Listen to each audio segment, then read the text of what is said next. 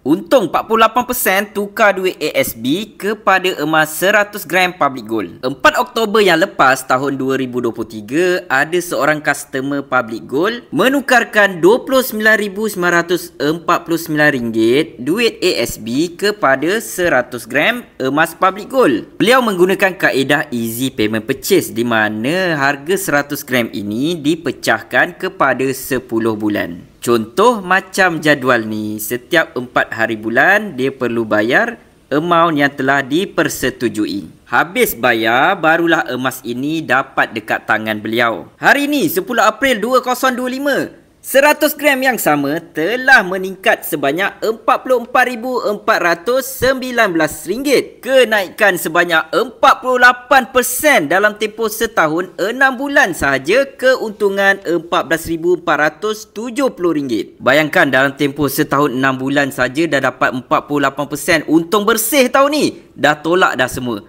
Dapat RM14,470, harga dah naik RM44,419.